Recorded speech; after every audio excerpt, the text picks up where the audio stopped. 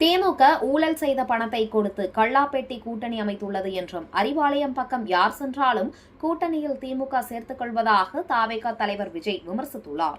வேலூர் மாவட்டம் பள்ளிக்கொண்டா அருகே அகரம்சேரியில் தமிழக வெற்றிக் கழகம் நிர்வாகிகள் சந்திப்பு மாநாடு நடைபெற்றது. இதில் தலைவர் விஜய் கலந்து கொண்டு உரையாற்றினார். அப்பொழுது அவர் திமுக அரசை கடுமையாக விமர்சித்து அடுத்த தேர்தலில் தாவேகா வெற்றி பெற்று ஆட்சி அமைக்கும் என நம்பிக்கை தெரிவித்தார்.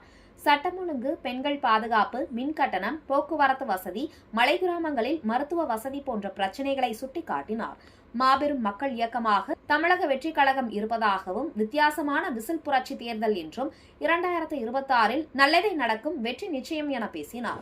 மேலும் தாவேகா ஆட்சிக்கு வந்தால் பெண்கள் பாதுகாப்பு, அரசு பள்ளி கல்லூரிகளின் தர உயர்வு, போதைப் பொருள் தடுப்பு, அமைப்பு சாரா தொழிலாளர்களுக்கு நலவாரியம், விவசாயிகள், மீனவர்கள், நெசவாளர்களுக்கு புதிய திட்டங்கள் உள்ளிட்ட பல்வேறு வாக்குறுதிகளை வழங்கினார்.